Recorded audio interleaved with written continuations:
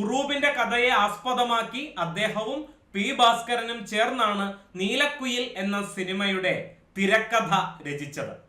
എല്ലാവർക്കും നമസ്കാരം. പുതിയൊരു മാതൃകാ ചോദ്യ പേപ്പറിലേക്ക് ഏവർക്കും സ്വാഗതം.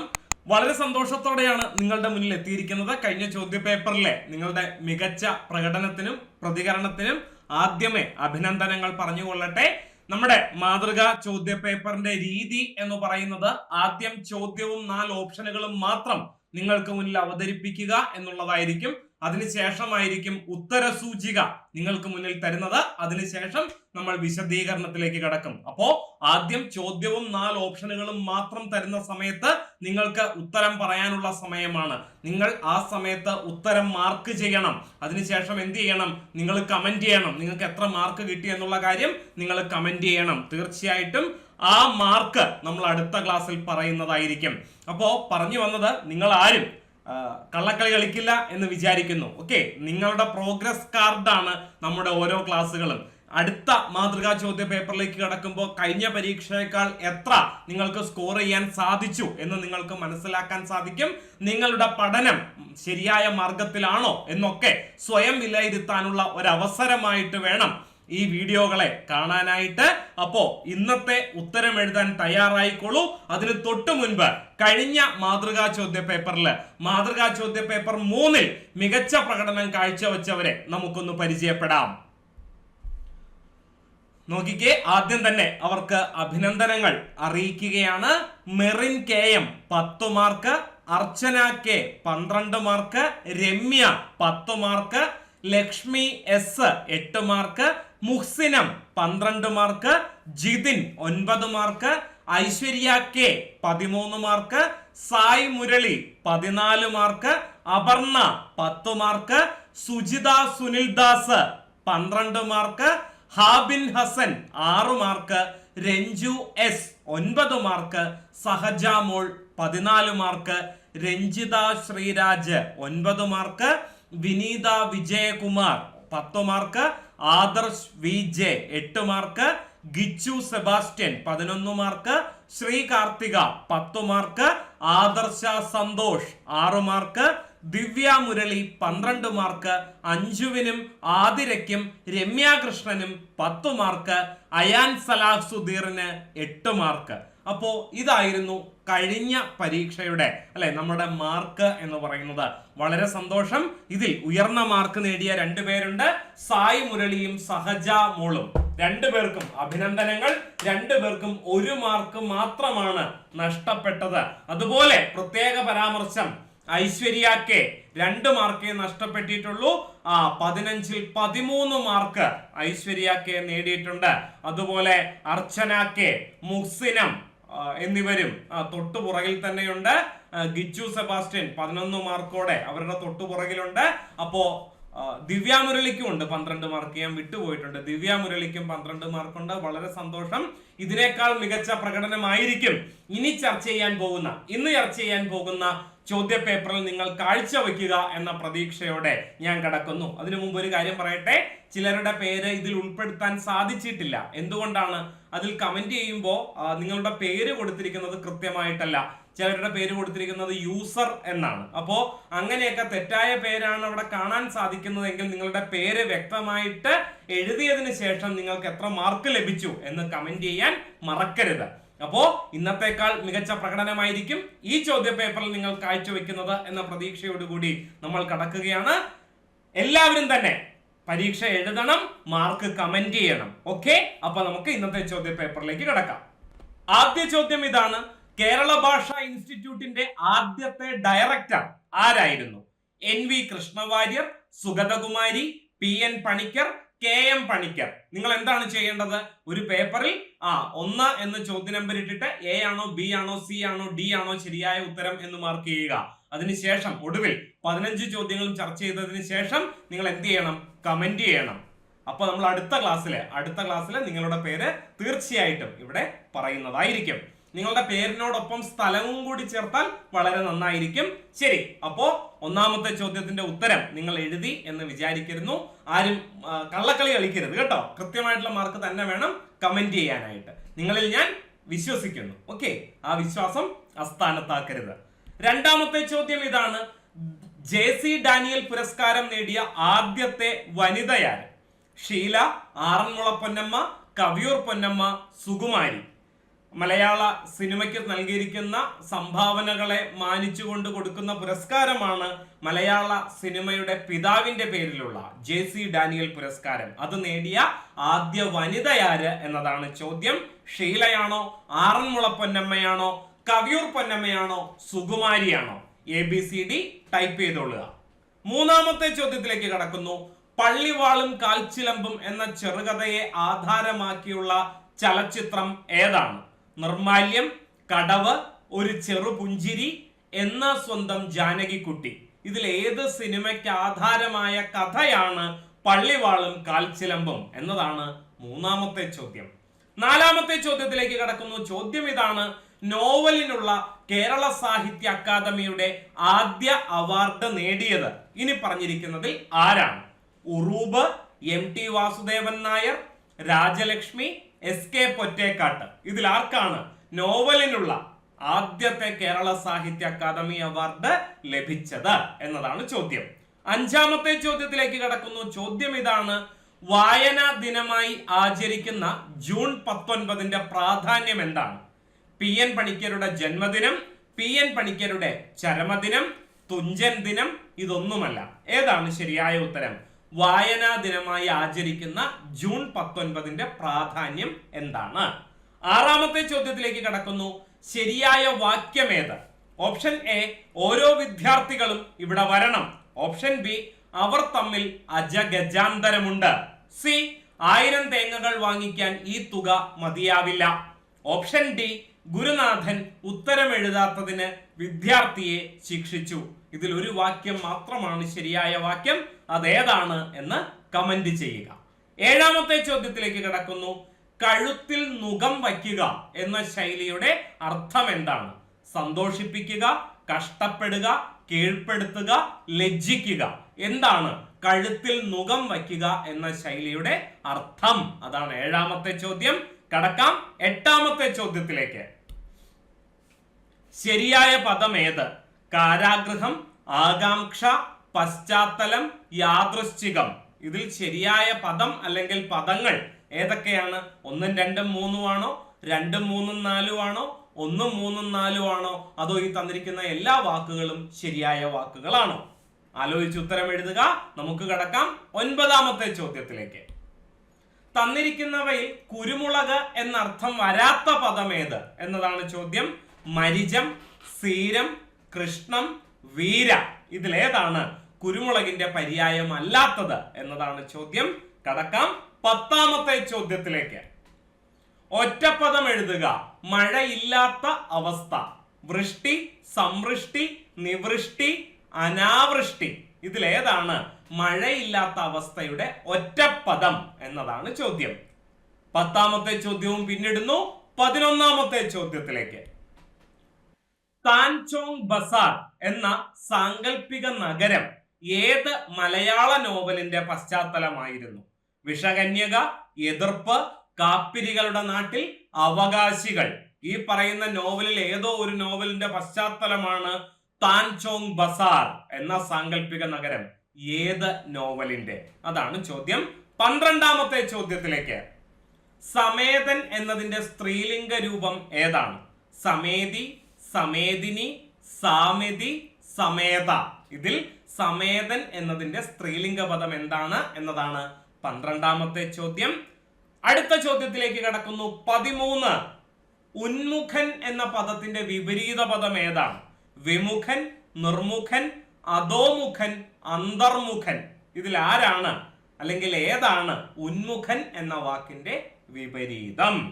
14ാമത്തെ ചോദ്യത്തിലേക്ക് കടക്കുന്നു. 14ാമത്തെ ചോദ്യം ഇതാണ്. കാജം എന്ന പദത്തിന് സമാനമായി മലയാളത്തിൽ ഉപയോഗിക്കുന്ന പദം ഏതാണ്? കാജം എന്ന വാക്കിന്റെ അർത്ഥം എന്താണ് എന്ന് തന്നെയാണ് ഈ ചോദ്യം കൊണ്ട് ഉദ്ദേശിക്കുന്നത്. ഗുഹയാണോ, മുഖമാണോ, കുടമാണോ, കണ്ണാടിയാണോ? കാജം എന്നതിന്റെ സമാന പദം കണ്ടെത്തുക. ഓക്കെ, 14ാമത്തെ ചോദ്യവും പൂർണ്ണമാകുന്നു. ഇന്നത്തെ ക്ലാസ്സിലെ അവസാന ചോദ്യത്തിലേക്ക് കടക്കുന്നു. ചോദ്യം ഇതാണ്. Did you read the book I gave you എന്നതിന്റെ ഏറ്റവും സ്വാഭാവികമായ വിവർത്തനം ഏതാണ്? വായിച്ചോ നീ ഞാൻ തന്ന പുസ്തകം. നീ വായിച്ചോ പുസ്തകം ഞാൻ തന്നത്. ഞാൻ തന്ന പുസ്തകം നീ വായിച്ചോ. ഞാൻ തന്നതായ പുസ്തകത്തെ നീ വായിച്ചോ. ഇതിലേതാണ് ഏറ്റവും സ്വാഭാവികമായ വിവർത്തനം എന്നതാണ് 15ാമത്തെ ചോദ്യം. അപ്പോ 15 ചോദ്യങ്ങളും നിങ്ങൾ എഴുതി കഴിഞ്ഞു എന്ന് ഞാൻ വിശ്വസിക്കുന്നു. 15 ചോദ്യങ്ങളുടെ ഉത്തരവും നിങ്ങൾ മാർക്ക് ചെയ്തിട്ടുണ്ട്. ഇനി മാർക്ക് ചെയ്തിട്ടില്ലാത്തവരാണെങ്കിൽ വീഡിയോ ഇവിടം കൊണ്ട് പോസ് ചെയ്യുക. അതിനുശേഷം ഉത്തരം എഴുതിയതിനു ശേഷം മാത്രം എന്തിലേക്ക് കടക്കുക? ഉത്തര സൂചികയിലേക്ക് കടക്കുക. അടുത്ത സ്ലൈഡ് ഉത്തര സൂചികയാണ്. ഓക്കെ, ആരും കള്ളക്കളി കളിക്കില്ല എന്ന് വിചാരിക്കുന്നു. നിങ്ങളുടെ പേര് എവിടെ ഉണ്ടാകണം? ഞാൻ അടുത്ത ക്വസ്റ്റ്യൻ പേപ്പർ ചർച്ച ചെയ്യുമ്പോൾ അതിനു മുന്നിൽ ഉണ്ടാകണം. ഓക്കെ, അപ്പൊ നമുക്ക് കടക്കാം ഉത്തര സൂചികയിലേക്ക്. 1 A, 2 B, 3 A, 4 A, 5 B, 6 B, 7 C, 8 A, 9 B, 10 D, 11 D, 12 D, 13 C, 14 D, 15 C. അങ്ങനെ 15 ചോദ്യങ്ങളുടെയും ഉത്തരം നമ്മൾ കണ്ടെത്തി കഴിഞ്ഞു. അപ്പൊ ഇപ്പൊ തന്നെ കമന്റ് ചെയ്തോ 15ൽ നിങ്ങൾക്ക് എത്ര മാർക്കാണ് ലഭിച്ചത്. നിങ്ങളുടെ പേര് ശരിയായിട്ടല്ല കിടക്കുന്നതെങ്കിൽ നിങ്ങളുടെ ശരിയായ പേരും നിങ്ങളുടെ സ്ഥലവും കൂടി ടൈപ്പ് ചെയ്യാൻ മറക്കരുത്. ഓക്കെ, അപ്പോ നല്ല രീതിയിൽ നല്ല പ്രകടനമാണ് നിങ്ങൾ കാഴ്ചവെച്ചത് എന്ന് ഞാൻ വിചാരിക്കുന്നു. കഴിഞ്ഞ പരീക്ഷയേക്കാൾ നല്ലൊരു പ്രകടനം ഞാൻ പ്രതീക്ഷിക്കുന്നുണ്ട്. അപ്പോ അടുത്ത ചോദ്യ പേപ്പർ ചർച്ചയ്ക്ക് മുമ്പായിട്ട് നിങ്ങളുടെ ഓരോരുത്തരുടെ പേരും എനിക്ക് അഭിനന്ദനക്കുറിപ്പിന്റെ കൂടെ പറയാൻ സാഹചര്യം ഉണ്ടാകും എന്ന പ്രതീക്ഷയോടെ ഇനി നമ്മൾ കടക്കുന്നു വിശദാംശങ്ങളിലേക്കും വിശദീകരണങ്ങളിലേക്കും. ഒന്നാമത്തെ ചോദ്യം ഇതായിരുന്നു: കേരള ഭാഷാ ഇൻസ്റ്റിറ്റ്യൂട്ടിന്റെ ആദ്യത്തെ ഡയറക്ടർ ആരായിരുന്നു? ശരിയായ ഉത്തരം NV കൃഷ്ണവാര്യരാണ്. NV കൃഷ്ണവാര്യർ. നോക്കാം നമുക്ക്. സർവകലാശാല തലത്തിലെ ഉപയോഗത്തിനുള്ള പാഠപുസ്തകങ്ങളും അധിക വായനയ്ക്കുള്ള പുസ്തകങ്ങളും പ്രാദേശിക ഭാഷകളിൽ പ്രസിദ്ധീകരിക്കാനുള്ള കേന്ദ്ര പദ്ധതിയുടെ ഭാഗമായിട്ടാണ് കേരള ഭാഷാ ഇൻസ്റ്റിറ്റ്യൂട്ട് രൂപം കൊണ്ടത്. ഇത് സംസ്കാരവുമായി ബന്ധപ്പെട്ട് പ്രസ്താവനാ ചോദ്യങ്ങൾ നമ്മുടെ പരീക്ഷകളിൽ പ്രതീക്ഷിക്കാം. അപ്പോ 4 പ്രസ്താവനകൾ തന്നിട്ടുണ്ടാകും. ശരിയായതേത്, ശരിയല്ലാത്തതേത് എന്നൊക്കെ നമ്മുടെ പരീക്ഷയ്ക്ക് ചോദ്യം വരും. അപ്പൊ ഈ പറയുന്ന പോയിന്റുകൾ നിങ്ങൾക്ക് അറിയാൻ പാടില്ലാത്തതാണെങ്കിൽ നോട്ട് ചെയ്യാൻ മറക്കരുത്.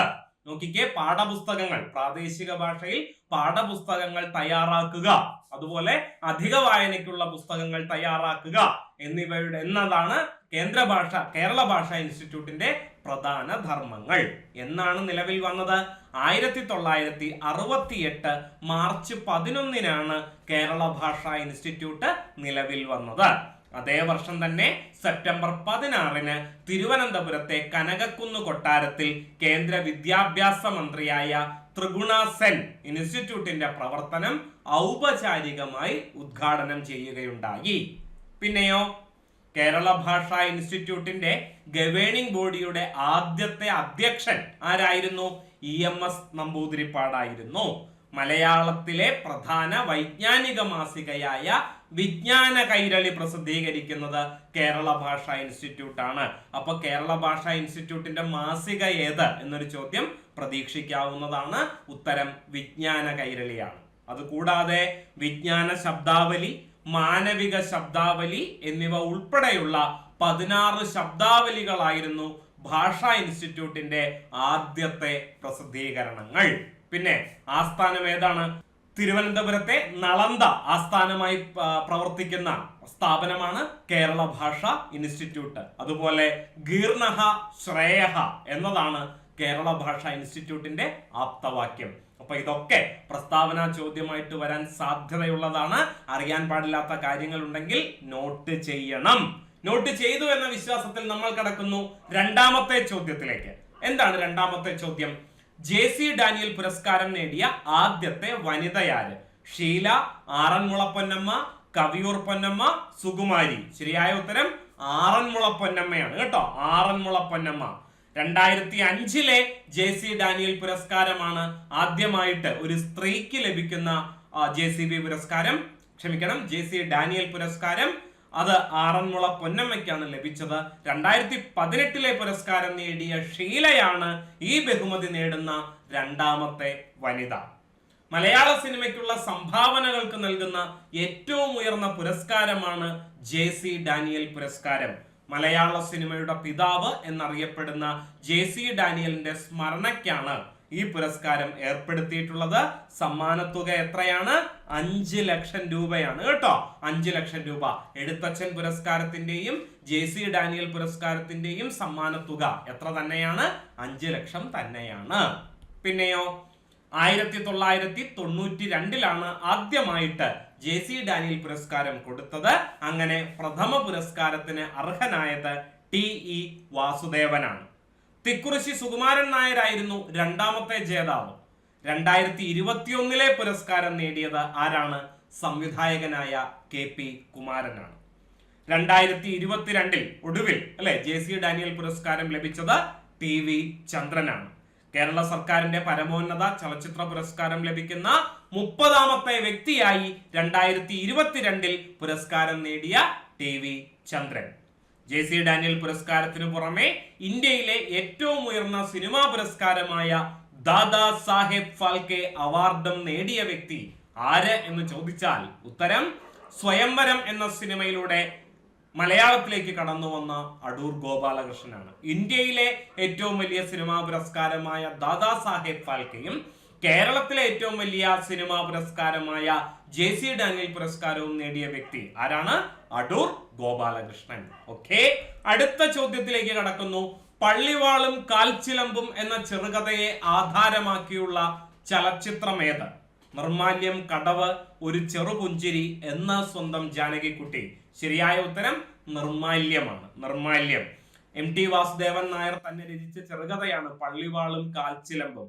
അതിനെ ആധാരമാക്കിക്കൊണ്ട് MT വാസുദേവൻ നായർ തന്നെ സംവിധാനം ചെയ്ത സിനിമയാണ് നിർമാല്യം. മികച്ച സിനിമയ്ക്കുള്ള ദേശീയ അവാർഡ് 1974 നേടിയ ചലച്ചിത്രമാണ് നിർമാല്യം. ഈ ചിത്രത്തിലെ അഭിനയത്തിന് PJ ആന്റണിക്ക് മികച്ച നടനുള്ള ദേശീയ പുരസ്കാരം ഭരത് പുരസ്കാരം തേടി എത്തുകയുണ്ടായി. അതുപോലെ മലയാള സിനിമയിൽ നിന്ന് മികച്ച നടനുള്ള ദേശീയ അവാർഡ് ആദ്യമായി നേടിയതും ആരാണ്? നിർമാല്യം സിനിമയിലെ വെളിച്ചപ്പാടായി വരുന്ന PJ ആന്റണിയാണ്. മികച്ച തിരക്കഥയ്ക്കുള്ള ദേശീയ അവാർഡ് നേടിയ മലയാള സിനിമയാണ് കടവ്. ആ കടവ് എന്ന സിനിമ സംവിധാനം ചെയ്തത് ആര് തന്നെയാണ്? MT വാസുദേവൻ നായർ തന്നെയാണ്. പക്ഷേ കടവ് എന്ന സിനിമയ്ക്ക് ആധാരമായ കഥ എഴുതിയത് ആരാണ്? SK പൊറ്റേക്കാട്ടാണ്. SK പൊറ്റേക്കാട്ടിന്റെ കടത്തുതോണി എന്ന ചെറുകഥയാണ് MT വാസുദേവൻ നായർ കടവ് എന്ന സിനിമയാക്കി മാറ്റിയത്. അതിന് ദേശീയ പുരസ്കാരം ലഭിക്കുകയും ചെയ്തു. പിന്നെയോ ഒരു ചെറുപുഞ്ചിരി സിനിമ സംവിധാനം ചെയ്തത് ആര് തന്നെയാണ്? MT വാസുദേവൻ നായർ തന്നെയാണ്. അത് ഏത് കഥയെ അധികരിച്ചാണ്? അത് കന്നഡ ചെറുകഥയാണ്. കന്നഡ ഭാഷയിലെ ഒരു ചെറുകഥ. ചെറുകഥയുടെ പേര് മിഥുനം എന്നാണ്. ആ ചെറുകഥയെ ആധാരമാക്കിക്കൊണ്ട് MT വാസുദേവൻ നായർ മലയാളത്തിൽ സംവിധാനം ചെയ്ത സിനിമയാണ് ഒടുവിൽ ഉണ്ണികൃഷ്ണൻ കേന്ദ്ര കഥാപാത്രത്തെ അവതരിപ്പിച്ചിരിക്കുന്ന ഒരു ചെറുപുഞ്ചിരി. കന്നഡ ചെറുകഥയായ മിഥുനം എഴുതിയത് ആരാണ്? രമണ. എഴുത്തുകാരന്റെ പേര് രമണ എന്നാണ്. അതുപോലെ നോക്കിക്കേ, MT വാസുദേവൻ നായർ തന്നെ എഴുതിയ ചെറിയ ചെറിയ ഭൂകമ്പങ്ങൾ എന്ന ചെറുകഥയെ ആസ്പദമാക്കിയാണ് എന്ന് സ്വന്തം ജാനകിക്കുട്ടി എന്ന സിനിമ ഉടലെടുത്തത്. സിനിമ ഏതാണെന്ന് മനസ്സിലായി കാണുമല്ലോ. ചഞ്ചൽ എന്ന നടി ഒരു യക്ഷി കഥാപാത്രത്തെ അവതരിപ്പിക്കുന്ന, ജോമോൾ എന്ന നടി അതിലെ നായിക കഥാപാത്രത്തെ അവതരിപ്പിക്കുന്ന ആ ചലച്ചിത്രത്തിലെ അഭിനയത്തിനാണ് ജോമോൾക്ക് മികച്ച നടിക്കുള്ള സംസ്ഥാന പുരസ്കാരം ലഭിച്ചത്.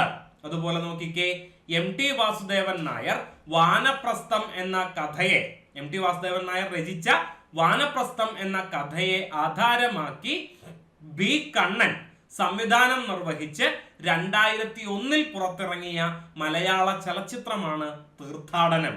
ജയറാമും സുഹാസിനിയുമാണ് അതിലെ പ്രധാന കഥാപാത്രങ്ങളെ അവതരിപ്പിച്ചിരിക്കുന്നത്. മറ്റൊരു കാര്യം സൂചിപ്പിക്കട്ടെ, വാനപ്രസ്ഥം എന്ന സിനിമയുമായി വാനപ്രസ്ഥം എന്ന ചെറുകഥയ്ക്ക് യാതൊരു ബന്ധവും ഇല്ല. മോഹൻലാൽ കഥകളി നടനെ അവതരിപ്പിച്ചിരിക്കുന്ന വാനപ്രസ്ഥം എന്ന സിനിമ സംവിധാനം ചെയ്തത് ഷാജി എൻ കരുണാണ്. അതിന് സംസ്ഥാന ദേശീയ അവാർഡുകൾ ലഭിച്ചിട്ടുണ്ട്. ഇവിടെ നമ്മൾ ചർച്ച ചെയ്തത് MT വാസുദേവൻ നായരുടെ വാനപ്രസ്ഥം എന്ന ചെറുകഥയാണ്. ആ ചെറുകഥയെ ആധാരമാക്കി B കണ്ണൻ സംവിധാനം ചെയ്ത സിനിമയുടെ പേര് തീർത്ഥാടനം എന്നാണ്. ഓക്കെ, കുറച്ച് കാര്യങ്ങൾ പിടികിട്ടി എന്ന് വിചാരിക്കുന്നു. അടുത്ത ചോദ്യത്തിലേക്ക് കടക്കാം. നോവലിനുള്ള കേരള സാഹിത്യ അക്കാദമിയുടെ ആദ്യ അവാർഡ് നേടിയത്, നോവലിനുള്ള എന്ന് എടുത്തു പറഞ്ഞിരിക്കുന്നത് ശ്രദ്ധിച്ചോ. കേരള സാഹിത്യ അക്കാദമി അവാർഡിന്റെ പ്രത്യേകത എന്താണ്? നോവൽ, ചെറുകഥ, നാടകം, ജീവചരിത്രം, ആത്മകഥ, സഞ്ചാര സാഹിത്യം തുടങ്ങി സാഹിത്യത്തിന്റെ പല മേഖലകളിലുള്ള കൃതികൾക്ക് കൊടുക്കുന്ന പുരസ്കാരമാണ് കേരള സാഹിത്യ അക്കാദമി അവാർഡ്. അങ്ങനെ ചരിത്രത്തിൽ ആദ്യമായി നോവലിനുള്ള കേരള സാഹിത്യ അക്കാദമി അവാർഡ് നേടിയത് ആരാണ്? ഉറൂബാണ്. PC കുട്ടിക്കൃഷ്ണൻ എന്ന തൂലികാ നാമത്തിൽ സാഹിത്യ രചന, PC കുട്ടിക്കൃഷ്ണൻ എന്നുള്ളതാണ് അദ്ദേഹത്തിന്റെ ശരിയായ നാമം, ഉറൂബ് എന്നുള്ളത് അദ്ദേഹത്തിന്റെ തൂലികാ നാമമാണ്. അങ്ങനെയുള്ള PC കുട്ടിക്കൃഷ്ണനാണ് ചരിത്രത്തിൽ ആദ്യമായി നോവലിനുള്ള കേരള സാഹിത്യ അക്കാദമി അവാർഡ് ലഭിച്ചത്. പിന്നെ ഉറൂബിന്റെ ഉമ്മാച്ചുവിനാണ് പുരസ്കാരം കിട്ടിയത് കേട്ടോ. സുന്ദരികളും സുന്ദരന്മാരുമാണ് കൂടുതൽ പ്രസിദ്ധം. എന്നിരുന്നാലും ഉമ്മാച്ചുവിനാണ് കേരള സാഹിത്യ അക്കാദമി അവാർഡ് 1958 അദ്ദേഹത്തിന് ലഭിച്ചത്. 59 MT വാസുദേവൻ നായർക്ക് നാലുകെട്ട് എന്ന നോവലിന് പുരസ്കാരം ലഭിച്ചപ്പോൾ 1960 രാജലക്ഷ്മിയുടെ ഒരു വഴിയും കുറെ നിഴലുകളും എന്ന നോവലിനാണ് പുരസ്കാരം ലഭിച്ചത്. PC കുട്ടിക്കൃഷ്ണൻ എന്നാണ് ഉറൂബിന്റെ യഥാർത്ഥ പേര്. യൗവനം നശിക്കാത്തവൻ എന്നർത്ഥമുള്ള അറബി വാക്കാണ് ഉറൂബ്. ഉമ്മാച്ചു, സുന്ദരികളും സുന്ദരന്മാരും, മിണ്ടാപ്പെണ്ണ്, അണിയറ തുടങ്ങിയവ ഉറൂബിന്റെ പ്രസിദ്ധമായ നോവലുകളാണ്. രാച്ചിയമ്മ, ഗോപാലൻ നായരുടെ താടി, കുഞ്ഞമ്മയും കൂട്ടുകാരും എന്നിവ ഉറൂബ് രചിച്ച ചെറുകഥകളാണ്. ഉറൂബിന്റെ കഥയെ ആസ്പദമാക്കി അദ്ദേഹവും P ഭാസ്കരനും ചേർന്നാണ് നീലക്കുയിൽ എന്ന സിനിമയുടെ തിരക്കഥ രചിച്ചത്. രാഷ്ട്രപതിയുടെ വെള്ളി മെഡൽ നേടിയ ആദ്യ ദക്ഷിണേന്ത്യൻ ചലച്ചിത്രം കൂടിയാണ് 1954 റിലീസ് ചെയ്ത നീലക്കുയിൽ. ശ്രദ്ധിക്കണം, രാഷ്ട്രപതിയുടെ സ്വർണ്ണ മെഡൽ നേടിയ ആദ്യ മലയാള ചലച്ചിത്രം തകഴി രചിച്ച് SL പുരം സദാനന്ദൻ തിരക്കഥ എഴുതി രാമു കാര്യാട്ട് സംവിധാനം ചെയ്ത ചെമ്മീനാണ്. പക്ഷെ അതിനു മുമ്പ് തന്നെ മലയാള സിനിമയ്ക്ക് എന്ത് കിട്ടിയിട്ടുണ്ട്? രാഷ്ട്രപതിയുടെ വെള്ളി മെഡൽ കിട്ടിയിട്ടുണ്ട്. ഏത് സിനിമയ്ക്ക്? നീലക്കുയിൽ എന്ന സിനിമയ്ക്ക്. സിനിമയുടെ തിരക്കഥ എഴുതിയത് ആരാണ്? ഉറൂബ് എന്ന PC കുട്ടിക്കൃഷ്ണനും അതുപോലെ തന്നെ P ഭാസ്കരനും ചേർന്നാണ് പ്രസ്തുത സിനിമയുടെ തിരക്കഥ തയ്യാറാക്കിയത്. വ്യക്തമായല്ലോ? അടുത്ത ചോദ്യത്തിലേക്ക് കടക്കാം. വായന ദിനമായി ആചരിക്കുന്ന ജൂൺ 19 പ്രാധാന്യം എന്താണ്? PN പണിക്കരുടെ ജന്മദിനമാണോ, ചരമദിനമാണോ, തുഞ്ചൻ ദിനമാണോ എന്നതാണ് ചോദ്യം. ഇതൊന്നുമല്ല എന്നൊരു ഓപ്ഷൻ കൂടിയുണ്ട്. ശരിയായ ഉത്തരം PN പണിക്കരുടെ ചരമദിനമായ ജൂൺ 19 വായന ദിനമായിട്ട് ആചരിക്കുന്നത്. നോക്കിക്കേ, ഗ്രന്ഥശാല പ്രസ്ഥാനത്തിന്റെ പിതാവ് ആണ് ആര്? PN പണിക്കർ. അദ്ദേഹത്തിന്റെ നേതൃത്വത്തിൽ ആരംഭിച്ച ഗ്രന്ഥശാല സംഘം കേരളത്തിൽ സാർവത്രിക വിദ്യാഭ്യാസത്തിനു വേണ്ടി പ്രവർത്തിച്ചു. 2017 ജൂൺ 19 ആയപ്പോ അദ്ദേഹത്തിന്റെ ചരമദിനം ദേശീയ വായനാ ദിനമായിട്ട്, സംസ്ഥാന വായന ദിനമല്ല, ദേശീയ വായന ദിനമായി പ്രഖ്യാപിക്കുകയും ചെയ്തു. വേണമെങ്കിൽ പരീക്ഷയ്ക്ക് അങ്ങനെ ഒരു ചോദ്യം വരാം, ജൂൺ 19 ദേശീയ വായന ദിനമായി ആചരിച്ചത് ഏതു വർഷം മുതലാണ്? അങ്ങനെയുള്ള ചോദ്യമൊക്കെ പ്രതീക്ഷിക്കാവുന്നതാണ്. അടുത്ത ചോദ്യത്തിലേക്ക്, നമ്മുടെ വൊക്കാബുലറി പാർട്ടിലേക്ക് കടക്കുകയാണ്. ശരിയായ വാക്യം ഏത്? അതിൽ നമ്മൾ കണ്ടെത്തി കഴിഞ്ഞു, അവർ തമ്മിൽ അജഗജാന്തരമുണ്ട് എന്നുള്ളതാണ് ശരിയായ വാക്യം. ബാക്കി 3 വാക്യത്തിലും തകരാറുണ്ട്. എന്താണ് തകരാറ്? നോക്കാം. ഇവിടെ തന്നിരിക്കുന്നത് ഓരോ വിദ്യാർത്ഥികളും ഇവിടെ വരണം എന്നാണ് ഓപ്ഷൻ എ. പക്ഷേ ശരിയായിട്ട് എങ്ങനെ വേണം എഴുതാൻ? ഒന്നുകിൽ ഓരോ വിദ്യാർത്ഥിയും ഇവിടെ വരണം, അല്ലെങ്കിലോ എല്ലാ വിദ്യാർത്ഥികളും ഇവിടെ വരണം. ഓരോ എന്ന വാക്ക് ഉപയോഗിക്കുമ്പോൾ പ്ലൂരൽ അഥവാ ബഹുവചനം ഉപയോഗിക്കരുത്. സിംഗുലർ ആയിരിക്കണം, ഏകവചനമായിരിക്കണം. ഓരോ എന്ന് പറയുമ്പോൾ വിദ്യാർത്ഥിയും എന്ന ഏകവചനമേ ഉപയോഗിക്കാവുള്ളൂ. എപ്പോഴാണ് ബഹുവചനം ചേർക്കുന്നത്? ബഹുവചനം ചേർക്കുന്നത് എല്ലാം എന്ന് പറയുമ്പോൾ. എല്ലാം എന്ന് പറയുമ്പോഴത്തേക്കും ഒന്നിലധികം ഉണ്ടല്ലോ, അപ്പൊ നമുക്ക് എന്ത് ചെയ്യാം? ബഹുവചനം ചേർക്കാവുന്നതാണ്. എല്ലാ വിദ്യാർത്ഥികളും, അതാണ് ശരിയായ പ്രയോഗം. ഇനി നോക്കിക്കേ, 1000 തേങ്ങ, ഇവിടെ നമുക്ക് കൊടുത്തിരിക്കുന്നത് 1000 തേങ്ങകൾ വാങ്ങിക്കാൻ ഈ തുക മതിയാവില്ല. ജീവനില്ലാത്ത ഒരു വസ്തുവിന്റെ വിശേഷണമായിട്ട് സംഖ്യാശബ്ദം വരികയാണെങ്കിൽ അവിടെ എന്ത് ചേർക്കരുത്? ബഹുവചന പ്രത്യയം ചേർക്കരുത്. 1000-ഓ 10,000-ഓ 1,00,000-ഓ എന്തെങ്കിലും ഒരു വസ്തുവിന്റെ വിശേഷണമായിട്ടാണ് വരുന്നതെങ്കിൽ വസ്തു സിംഗുലർ അഥവാ ഏകവചനമായിരിക്കണം. അതായത് 1000 തേങ്ങകൾ എന്ന് പറയരുത്, 1000 തേങ്ങ എന്നേ പറയാവൂ. ഇനി ജീവനുള്ള ഒന്നാണ് വരുന്നതെങ്കിലോ, 1000 കുട്ടികളെ കുറിച്ചാണ് പറയുന്നതെങ്കിലോ 1000 കുട്ടി എന്നല്ല പറയേണ്ടത്, 1000 കുട്ടികൾ എന്ന് വേണം പറയാൻ. മനസ്സിലായല്ലോ? ഇവിടെ നോക്കിക്കേ, 1000 തേങ്ങ എന്ന് പറഞ്ഞിരിക്കുന്നത് എന്തുകൊണ്ടാ? തേങ്ങ നപുംസകമായതുകൊണ്ട്, ജീവൻ ഇല്ലാത്തത് കൊണ്ടാണ്. 1000 കുട്ടികൾ എന്ന് പറയുന്നത് എന്തുകൊണ്ടാണ്? സചേതനം, ജീവൻ ഉള്ളതാണ് അല്ലെ. ഓരോ കുട്ടിക്കും ജീവനുണ്ട്. അപ്പൊ എന്തു പറയാം? 1000 കുട്ടികൾ എന്ന് പറയാം. നവഗ്രഹങ്ങൾ എന്ന് പറയുന്നു. എന്താ കാരണം? ഗ്രഹങ്ങൾ എന്ന് പറയുമ്പോൾ പ്ലാനറ്റ് ആണ്, അതിന് ജീവൻ ഇല്ലല്ലോ. പിന്നെ നവം, 9 എന്നുള്ള അർത്ഥത്തിൽ നവം എന്ന വാക്ക് വിശേഷണമായിട്ട് വന്നിട്ട് എന്തുകൊണ്ടാണ് ഗ്രഹങ്ങൾ എന്ന് പ്രയോഗിച്ചത്? അങ്ങനെ ഒരു സംശയം സ്വാഭാവികമായും ഉണ്ടാകാം.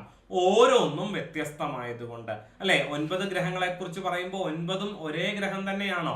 അല്ല. വ്യാഴമുണ്ട്, ബുധനുണ്ട്, ഭൂമിയുണ്ട്, അങ്ങനെ വ്യത്യസ്തമായ 9 ഗ്രഹങ്ങളെ കുറിച്ചാണ് പറയുന്നത്. അപ്പൊ എന്ത് പറയണം? 9 ഗ്രഹങ്ങൾ, നവഗ്രഹങ്ങൾ എന്ന് തന്നെ പറയണം. അതുപോലെ സപ്തസ്വരങ്ങൾ എന്ന് തന്നെ പറയണം. കാരണം എന്താ?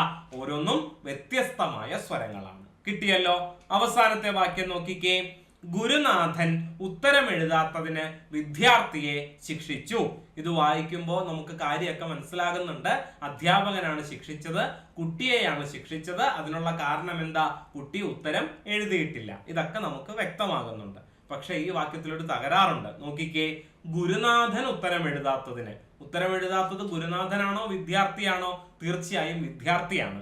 അപ്പൊ ഉത്തരം എഴുതാത്തതിന് എന്ന ക്രിയയ്ക്ക് വിശേഷണമായിട്ട് ഗുരുനാഥനാണോ വരേണ്ടത്? അല്ല. പിന്നെ ഈ വാക്യത്തിന്റെ ഓർഡർ റീഅറേഞ്ച് ചെയ്തുകൊണ്ട് നമുക്ക് ഈ വാക്യം ശരിയാക്കാം. അങ്ങനെ അല്ലെങ്കിലോ, ദേ ഇവിടെ ഒരു കോമ ഇട്ട് കൊടുത്താൽ മതി. ഗുരുനാഥൻ എന്ത് ചെയ്തു? ഉത്തരം എഴുതാത്തതിന് വിദ്യാർത്ഥിയെ ശകാരിച്ചു. വാക്യം കറക്റ്റ് ആണ്. ഓക്കെ. അങ്ങനെ അല്ലെങ്കിൽ നമുക്ക് എങ്ങനെ ശരിയാക്കാം? നോക്കിക്കേ, ഉത്തരം എഴുതാത്തതിന് ഗുരുനാഥൻ വിദ്യാർത്ഥിയെ ശകാരിച്ചു. അതാണ് കൃത്യമായിട്ടുള്ള പ്രയോഗം. മനസ്സിലായല്ലോ? അടുത്ത ചോദ്യത്തിലേക്ക് കടക്കാം. ചോദ്യം ഇതാണ്: കഴുത്തിൽ നുകം വയ്ക്കുക എന്ന ശൈലിയുടെ അർത്ഥം എന്താണ്? കീഴ്പ്പെടുത്തുകയാണ് കേട്ടോ. കീഴ്പ്പെടുത്തുക, സറണ്ടർ അല്ലെ, ടു സറണ്ടർ എന്നുള്ള അർത്ഥത്തിൽ പ്രയോഗിക്കുന്നതാണ് കഴുത്തിൽ നുകം വയ്ക്കുക എന്ന ശൈലി. മറ്റു ചില ശൈലികൾ നോക്കിക്കേ. അകം കൈയും പുറം കൈയും നക്കുക എന്ന് പറഞ്ഞാൽ എന്താ? ദാരിദ്ര്യം അനുഭവിക്കുക. പിന്നെ അകത്തെ പല്ലുകൊണ്ട് ഇറുമുക എന്ന് പറഞ്ഞാൽ എന്താ? മനസ്സുകൊണ്ട് ദേഷ്യപ്പെടുക. പുറമെ ചിരിച്ചു കാണിക്കുകയും അകപ്പല്ല് ഇറുമുകയും ചെയ്യുന്നു അല്ലെ. ഉള്ളിൽ എനിക്ക് നിങ്ങളോട് ദേഷ്യമാണ്, പക്ഷെ പുറമെ ഞാൻ നിങ്ങളോട് ചിരിച്ചു കാണിക്കുന്നു. പിന്നെ അക്കപ്പോർ വലിച്ചു കൂട്ടുക എന്ന് പറഞ്ഞാൽ എന്താ? ഉപദ്രവം ഉണ്ടാക്കുക എന്നാണ് ശൈലിയുടെ അർത്ഥം. അക്കപ്പോരിന്റെ 20 നസ്രാണി വർഷങ്ങൾ എന്ന നോവൽ എഴുതിയത് ബെന്നി ഡാനിയൽ എന്ന ബെന്യാമിനാണ്. പിന്നെ ഇത്തിൽ കണ്ണി എന്ന ശൈലിയുടെ അർത്ഥം എന്താണ്? മറ്റുള്ളവരെ ഉപയോഗിച്ച് കാര്യം നേടുന്നവരെയാണ് ഇത്തിൽ കണ്ണികൾ എന്ന് പരിഹസിക്കുന്നത്. ഇഞ്ചി കടിക്കുക എന്ന ശൈലിയുടെ അർത്ഥം അകാരണമായി ദേഷ്യപ്പെടുക എന്നാണ്. പിന്നെ എണ്ണിച്ചുട്ട അപ്പം എന്ന് പറഞ്ഞാൽ എന്താ? എണ്ണിച്ചുട്ട അപ്പം, അങ്കുലി പരിമിതം എന്നും പറയാറുണ്ട് കേട്ടോ. ഇതേ അർത്ഥത്തിൽ തന്നെ പ്രയോഗിക്കുന്ന ഒന്നാണ് അങ്കുലി പരിമിതം. അതിന്റെ അർത്ഥം എന്താ? വിരലിൽ എണ്ണാവുന്നത് എന്നാണ് അർത്ഥം. വളരെ കുറച്ചേ ഉള്ളൂ എന്ന് ചുരുക്കം. അതേ അർത്ഥത്തിൽ പ്രയോഗിക്കുന്ന മറ്റൊരു ശൈലിയാണ് എണ്ണിച്ചുട്ട അപ്പം, അധികമില്ലാത്തത് അല്ലെങ്കിൽ പരിമിതമായ വസ്തു എന്ന് ശൈലിക്കർത്ഥം. പിന്നെ കരതലാമലകം. കരതലാമലകം എന്ന കാവ്യ സമാഹാരം ആരുടേതാണ്? അക്കിത്തം അച്യുതൻ നമ്പൂതിരിയുടേതാണ് കേട്ടോ. കരതലാമലകം എന്ന ശൈലിയുടെ അർത്ഥം എന്താണ്? ഉള്ളം കയ്യിലെ നെല്ലിക്ക പോലെ വളരെ വ്യക്തമായത് അല്ലെ. എന്റെ ഉള്ളം കയ്യിൽ ഞാനൊരു നെല്ലിക്ക വെക്കുകയാണെങ്കിൽ അത് സുഖമായിട്ട് എനിക്ക് മുറുകെ പിടിക്കാൻ സാധിക്കും. പക്ഷെ എന്റെ കയ്യിൽ ഒതുങ്ങാത്ത ഒന്നാണെങ്കിൽ, ഒരു തണ്ണിമത്തനാണ് എടുത്ത് എന്റെ കയ്യിൽ വെക്കുന്നതെങ്കിലോ എന്റെ കയ്യിൽ അത് ഒതുങ്ങില്ല. അപ്പോ കരുതലാമലകം അല്ലെങ്കിൽ ഉള്ളംകൈയിലെ നെല്ലിക്ക എന്ന് പറഞ്ഞാൽ എനിക്ക് അത്രമാത്രം എളുപ്പമായത്, എനിക്ക് അത്രമാത്രം വ്യക്തമായത്. ഇപ്പോ മലയാള വ്യാകരണം എനിക്ക് കരുതലാമലകമാണ് എന്ന് പറഞ്ഞാൽ അതിന്റെ അർത്ഥം എന്താണ്? എനിക്ക് അത്രമാത്രം വ്യക്തമായ ധാരണ മലയാള വ്യാകരണത്തെ കുറിച്ചുണ്ട് എന്നാണ് അതിന്റെ അർത്ഥം. ഓക്കെ, അടുത്ത ചോദ്യത്തിലേക്ക് കടക്കുന്നു. ശരിയായ പദമേത്?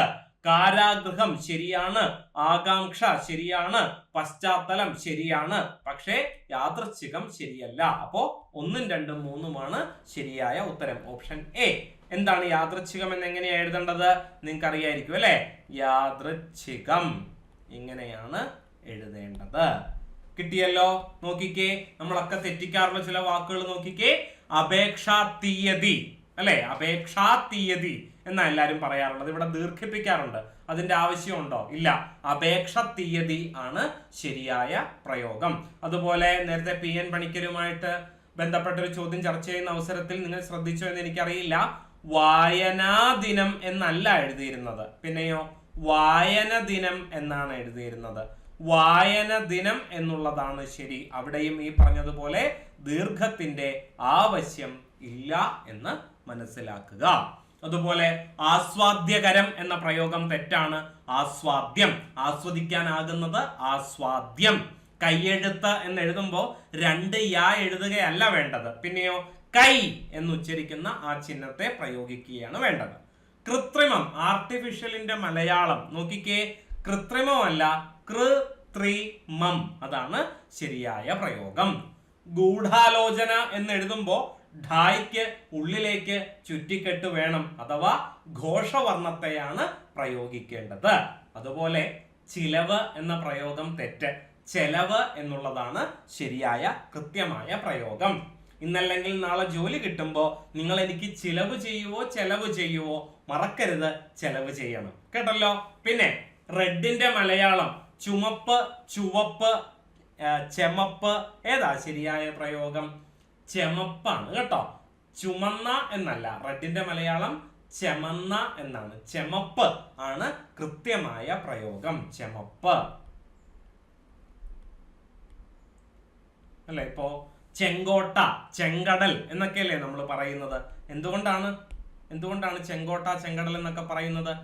ചെം അധികം കടലാണ്, അതുകൊണ്ടാണ് ചെങ്കടൽ എന്ന് പറയുന്നത്. ചെമ്മീൻ, ചെമപ്പ് നിറമുള്ള മീൻ ചെമ്മീനാണ്. ചെമപ്പ് നിറമുള്ള താമര ചെന്താമരയാണ് കേട്ടോ. അപ്പൊ ഇത് തെറ്റിക്കരുത്. ചെമപ്പാണ് ശരിയായ പ്രയോഗം. പിന്നെ ചുമര് എന്നുള്ളത് തെറ്റായ പ്രയോഗം. ചുവരാണ് ശരി. ചുവർ ചിത്രം എന്നല്ലേ പറയുന്നത്? ചുവർ ചിത്രം. പിന്നെ പ്രാരാബ്ധം എന്നെഴുതുമ്പോൾ രായ്ക്ക് ദീർഘം വേണ്ട. പ്രാരബ്ധം എന്നുള്ളതാണ് ശരിയായ പ്രയോഗം.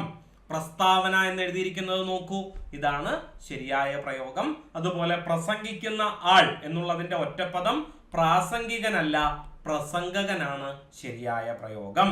നോക്കിക്കേ, യാദൃച്ഛികം നേരത്തെ നമ്മൾ സൂചിപ്പിച്ചിരുന്നു. യാദൃച്ഛികം എന്ന് എഴുതുമ്പോൾ ചായും ചായുമാണ് വേണ്ടത്. സർവതോന്മുഖം എന്നുള്ളതല്ല, സർവതോമുഖം എന്നുള്ളതാണ് ശരിയായ പ്രയോഗം.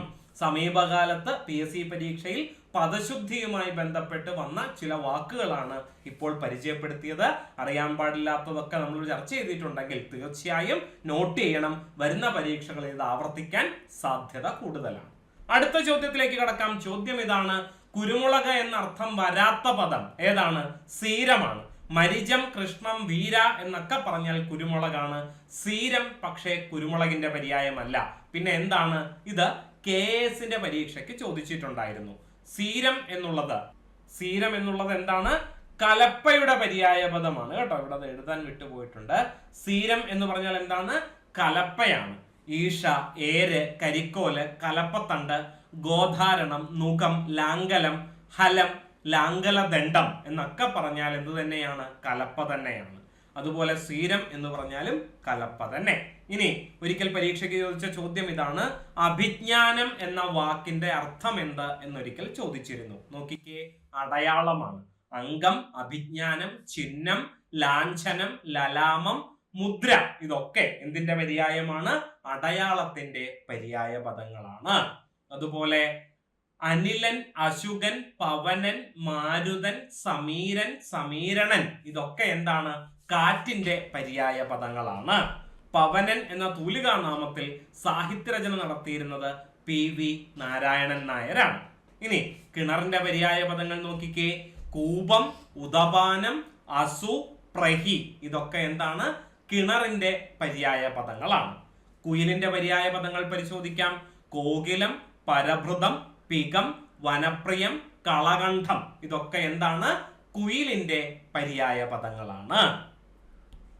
അടുത്ത ചോദ്യത്തിലേക്ക് കടക്കുന്നു. മഴയില്ലാത്ത അവസ്ഥ എന്നുള്ളതിന്റെ ഒറ്റപ്പദം എന്താണ്? അനാവൃഷ്ടിയാണ്. വൃഷ്ടിപ്രദേശം എന്ന് നമ്മൾ കേട്ടിട്ടുണ്ടാകും അല്ലെ? വൃഷ്ടിപ്രദേശം, മഴ നല്ലപോലെ ലഭിക്കുന്ന സ്ഥലത്തെയാണ് വൃഷ്ടിപ്രദേശം എന്ന് പറയുന്നത്. അപ്പോ വൃഷ്ടി മഴയുടെ പര്യായമാണ്. മഴയില്ലാത്ത അവസ്ഥ എന്താണ്? അനാവൃഷ്ടിയാണ് കേട്ടോ. അനാവൃഷ്ടിയാണ് ശരിയായ ഉത്തരം. ഇനി ഇത്തരത്തിൽ കൺഫ്യൂഷൻ ഉണ്ടാകാൻ സാധ്യതയുള്ള ചില വാക്കുകൾ ഒന്ന് പരിചയപ്പെടാം. സമൃദ്ധം എന്ന വാക്കിന് സമൃദ്ധോകാരം, വിവൃതോകാരം ആരൊക്കെയാ? സമൃദ്ധോകാരം എന്ന് പറഞ്ഞാൽ ചന്ദ്രക്കല എന്ന് നമ്മൾ വിളിക്കുന്ന ഈ ചിഹ്നമാണ്. വിവൃതോകാരം എന്ന് പറഞ്ഞാലോ ഉകാരമാണ്, ഈ ചിഹ്നമാണ്. അപ്പോ സമൃദ്ധം എന്ന വാക്കിന്റെ ശരിയായ അർത്ഥം നോക്കിക്കേ. മൂടപ്പെട്ട, ആവരണം ചെയ്യപ്പെട്ട, ചുരുങ്ങിയ, ചുറ്റപ്പെട്ട, പിൻവാങ്ങിയ എന്നൊക്കെ അർത്ഥത്തിലാണ് സമൃദ്ധം എന്ന വാക്ക് ഉപയോഗിക്കുന്നത്.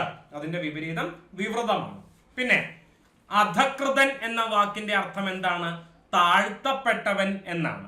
ആ വിസർഗ ചിഹ്നത്തിന്റെ സ്ഥാനത്ത് ഒരു വള്ളി അല്ലെങ്കിൽ ഇകാരമാണ് വരുന്നതെങ്കിൽ അർത്ഥം പാടെ മാറും. അധികൃതൻ എന്ന് പറഞ്ഞാൽ ആരാണ്? അധികാരമുള്ളവനാണ്. ഇനി അധികരിക്കുക എന്ന് പറഞ്ഞാൽ വർദ്ധിക്കുക എന്നല്ല വാക്കിന്റെ അർത്ഥം. പിന്നെയോ അടിസ്ഥാനപ്പെടുത്തുക എന്നാണ്. നമ്മൾ നേരത്തെ പറഞ്ഞല്ലോ, MT വാസുദേവൻ നായരുടെ പള്ളിവാളും കാൽച്ചിലമ്പും എന്ന ചെറുകഥയെ അധികരിച്ചാണ് നിർമാല്യം എന്ന സിനിമ ഉടലെടുത്തത് എന്ന് നേരത്തെ സൂചിപ്പിക്കുകയുണ്ടായി. അപ്പോ അധികരിക്കുക എന്ന വാക്കിന്റെ അർത്ഥം എന്താണ്? അടിസ്ഥാനപ്പെടുത്തുക എന്നാണ്. ഇനി അന്തസ് അല്ലെ, രണ്ടാമത് എഴുതിയിരിക്കുന്ന അന്തസ് നമുക്ക് എല്ലാവർക്കും അറിയാം. യോഗ്യത അല്ലെങ്കിൽ മാന്യത എന്നൊക്കെയാണ് പ്രയോഗത്തിനർത്ഥം. അക്ഷരം ഒന്ന് മാറിയാലോ അന്തസ് എന്നാണെങ്കിലോ ചോറ്, ആഹാരം, ഭക്ഷണം എന്നൊക്കെയാണ് വാക്കിന്റെ അർത്ഥം. ഇനി ഘാതകൻ, കൊലയാളി, അതെല്ലാവർക്കും അറിയാം. ആദ്യത്തെ അക്ഷരം ഒന്ന് മാറി, രണ്ടാമത്തെ അക്ഷരം ഒന്ന് മാറി. ഘാതകൻ അല്ലെ, മുझे खाना चाहिए, എനിക്ക് തിന്നാൻ എന്തെങ്കിലും തായോ എന്നാണ് അല്ലെ. അപ്പോ ഘാതകൻ എന്ന് പറഞ്ഞാൽ വാക്കിന്റെ അർത്ഥം എന്താണ്? ഭക്ഷിക്കുന്നവൻ എന്നാണ്. ഇനി ദാ മാറി തായായാലോ ഘാതകൻ എന്ന് പറഞ്ഞാലോ കുഴിക്കുന്നവനാണ്. അതുപോലെ ഖനകൻ എന്ന് പറഞ്ഞാലും ആര് തന്നെയാണ്?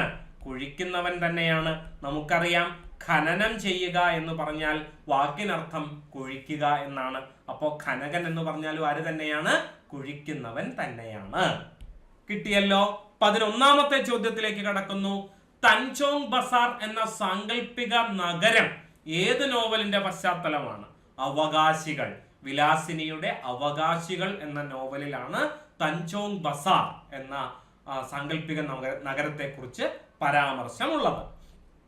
മലയാളത്തിലെ എന്നല്ല, ദക്ഷിണേന്ത്യയിലെ തന്നെ ഏറ്റവും വലിയ നോവലാണ് ഏത്? വിലാസിനിയുടെ അവകാശികൾ. വിലാസിനി എന്നുള്ളത് തൂലികാനാമമാണ്.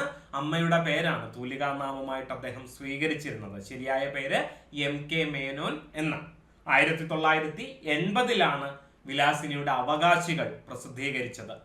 താൻചോങ് ബസാർ കൂടാതെ മലേഷ്യയിലെ കോലാലംപൂരും ഈ നോവലിന്റെ പശ്ചാത്തലമായിട്ട് കടന്നു വരുന്നുണ്ട്.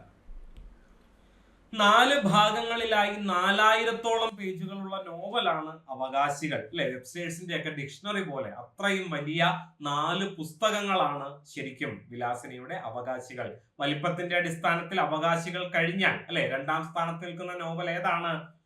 തകഴിയുടെ കയറാണ് കേട്ടോ. വലിപ്പത്തിന്റെ അടിസ്ഥാനത്തിൽ 2ാം സ്ഥാനത്ത് നിൽക്കുന്നത് തകഴിയുടെ കയറ്. ഇനി ഇതിലെ കേന്ദ്ര കഥാപാത്രങ്ങൾ, അവകാശികളിലെ കേന്ദ്ര കഥാപാത്രങ്ങൾ ആരൊക്കെയാ? വേലുണ്ണിക്കുറുപ്പ്, കൃഷ്ണനുണ്ണി, രാജി തുടങ്ങിയവരാണ് പ്രധാന കഥാപാത്രങ്ങൾ. ഇനി 1981 കേന്ദ്ര സാഹിത്യ അക്കാദമി അവാർഡും ഓടക്കുഴൽ അവാർഡും വിലാസിനിയുടെ അവകാശികൾക്ക് ലഭിക്കുകയുണ്ടായി. അതുകൂടാതെ 1983 വയലാർ അവാർഡും അവകാശികളെ തേടിയെത്തി. ഏറ്റവും വലിയ നോവലിനും ഏറ്റവും വലിയ 2ാമത്തെ നോവലിനും എന്ത് കിട്ടിയിട്ടുണ്ട്? വയലാർ അവാർഡ് കിട്ടിയിട്ടുണ്ട്. അതായത് കയറിനും അവകാശികൾക്കും എന്ത് കിട്ടിയിട്ടുണ്ട്? വയലാർ അവാർഡ് കിട്ടിയിട്ടുണ്ട്. അടുത്ത ചോദ്യം നോക്കിക്കേ. സമേതൻ എന്ന വാക്കിന്റെ സ്ത്രീലിംഗ രൂപം എന്താണ്? സമേത എന്നുള്ളതാണ് സ്ത്രീലിംഗ രൂപം. കഴിഞ്ഞ കുറച്ച് നാളായി നടന്ന പരീക്ഷകളിൽ ചോദിച്ചിട്ടുള്ള എതിർലിംഗ പദങ്ങൾ ഒന്ന് പരിശോധിക്കാം. രചയിതാവ്, രചയിത്രി, മാടമ്പി, കെട്ടിലമ്മ, മന്ത്രി, മന്ത്രിണി, മനുഷ്യൻ, മനുഷ്വി, വിധുരൻ, വിധവ, ബ്രാഹ്മണൻ, ബ്രാഹ്മിണി, ഗവേഷകൻ, ഗവേഷിക എന്നൊക്കെയാണ് എതിർലിംഗ പദങ്ങൾ. പിന്നെയോ ഉന്മുഖൻ എന്ന പദത്തിന്റെ വിപരീതമാണ് 13ാമത്തെ ചോദ്യം. ഉന്മുഖൻ എന്ന് പറഞ്ഞാൽ മുഖം ഉയർത്തിപ്പിടിച്ചവൻ. അപ്പൊ മുഖം താഴ്ത്തിപ്പിടിച്ചവൻ എന്നർത്ഥം വരുന്ന വാക്ക് ഏതാ? അധോമുഖനാണ് കേട്ടോ. അധോമുഖനാണ് ശരിയായ വിപരീത പദം. ഉന്മുഖന്റെ വിപരീതം അധോമുഖനാണ്. ഇനി സമീപകാലത്ത് ചില പരീക്ഷകളിൽ ചോദിച്ചിട്ടുള്ള വിപരീത പദങ്ങൾ പരിശോധിക്കാം. ഉന്മീലനം വിപരീതം നിമീലനം, കൽപ്പിതം വിപരീതം വാസ്തവം, കിഞ്ചിജ്ഞൻ അല്പമാത്രം അറിവുള്ളവൻ കിഞ്ചിജ്ഞൻ, എല്ലാം അറിയുന്നവൻ ആരാണ്? സർവജ്ഞനാണ്. കൃപണൻ പിശുക്കനാണെങ്കിൽ ധാരാളി ഉദാരനാണ്.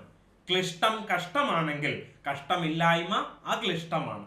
ദുർമുഖൻ എന്ന് പറഞ്ഞാൽ മുഖം കറുപ്പിച്ചു വച്ചിരിക്കുന്നവൻ അല്ലെങ്കിൽ ദേഷ്യപ്പെട്ടിരിക്കുന്നവനാണ് ദുർമുഖൻ എങ്കിൽ സ്നേഹത്തോടെ സന്തോഷത്തോടെ ഇരിക്കുന്നവൻ സുമുഖനാണ്. ദുർലഭം, കിട്ടാൻ വളരെ ബുദ്ധിമുട്ടുള്ളത് ദുർലഭമാണെങ്കിൽ ധാരാളമായി കിട്ടുന്നത് സുലഭമാണ്. ഉപാധികളൊന്നും ഇല്ലാതെ എന്നതിന്റെ ഒറ്റപ്പദമാണ് നിരുപാധികം എങ്കിൽ സോപാധികം എന്ന വാക്കിന്റെ അർത്ഥം ഉപാധികളോടെ എന്നാണ്. മറ്റുള്ളതിൽ നിന്ന് കടമെടുക്കുന്നതാണ് പരകീയമെങ്കിൽ സ്വന്തമായിട്ടുള്ളതാണ് സ്വകീയം. പുരോഗതി അഭിവൃദ്ധിയാണെങ്കിൽ നാശമാണ് പശ്ചാത്ഗതി. ബഹിർമുഖം എന്ന് പറഞ്ഞാൽ അന്തർമുഖത്തിന്റെ വിപരീതമാണ്. ഇൻട്രോവേർട്ടും എക്സ്ട്രോവേർട്ടും. വർജ്യം എന്ന് പറഞ്ഞാൽ വർജിക്കേണ്ടത് ഉപേക്ഷിക്കേണ്ടതാണെങ്കിൽ അതിന്റെ വിപരീതമാണ് എന്ത്? സ്വീകാര്യം. കിട്ടിയല്ലോ. അടുത്ത ചോദ്യത്തിലേക്ക്. 14ാമത്തെ ചോദ്യം. കാജം എന്ന പദത്തിന് സമാനമായി മലയാളത്തിൽ ഉപയോഗിക്കുന്ന പദം ഏതാണ്? കണ്ണാടിയാണ്. കാജം കണ്ണാടിയാണ്. നോക്കിക്കേ, വണ്ടിന്റെ പര്യായ പദങ്ങൾ അളി, ഭ്രമരം, മധുപം, ഭൃംഗം ഇതൊക്കെ എന്താണ്? വണ്ടിന്റെ പര്യായ പദങ്ങളാണ്. കഴിഞ്ഞിടെ നടന്ന CEO പരീക്ഷയില് ഈ ചോദ്യം ഉണ്ടായിരുന്നു കേട്ടോ. ആകരം എന്ന വാക്ക് ഇരിപ്പിടം എന്നാണ് വാക്കിനർത്ഥം. ആകാരം എന്ന് പറഞ്ഞാലോ ആകൃതി, രൂപം, ശരീരം എന്നൊക്കെയാണ്. ആകാര വടിവ് എന്ന് പറഞ്ഞാൽ ശരീര വടിവാണ്. തലമുടിയുടെ പര്യായ പദങ്ങൾ നോക്കിക്കേ. കേശം, കജം, കുന്തളം. നോക്കിക്കേ ഒരു വാക്ക് കജം. ഇപ്പൊ നമ്മൾ കണ്ടത് എന്തായിരുന്നു? കാജം. കണ്ടോ, ഒരു ദീർഘം വന്നപ്പോ വാക്കിന്റെ അർത്ഥം എവിടെ പോയി നിന്നു എന്ന് നോക്കിക്കേ. കാജം കണ്ണാടിയാണ്, കജം തലമുടിയാണ്. കുന്തളം, ചായൽ, ചിഗുരം, കുഴൽ, ശിരോരുഹം ഇതൊക്കെ എന്താണ്?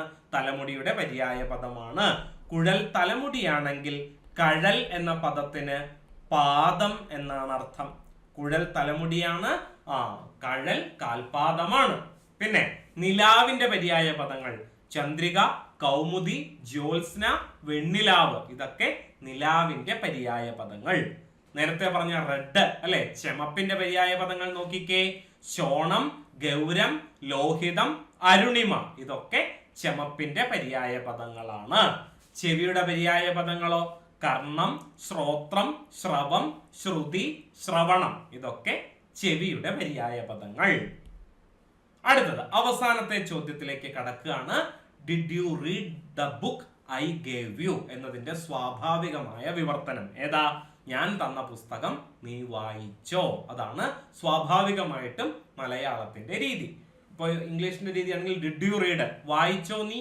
എന്താണ്? The book I gave you, ഞാൻ തന്ന പുസ്തകം അല്ലെ, പുസ്തകം ഞാൻ തന്നത്. നീ വായിച്ചോ, ഞാൻ പുസ്തകം ഞാൻ തന്നത്. ഓപ്ഷൻ ബി നോക്കിക്കേ. പദാനുപദ തർജ്ജമ എടുക്കുകയാണെങ്കിൽ ഇങ്ങനെയാണ് ട്രാൻസ്ലേറ്റ് ചെയ്യേണ്ടത്. പക്ഷെ ചോദിച്ചിരിക്കുന്നത് എന്താ? സ്വാഭാവികമായ വിവർത്തനമാണ്. മലയാളത്തിൽ ഇത് എങ്ങനെ വിവർത്തനം ചെയ്യാൻ സാധിക്കൂ?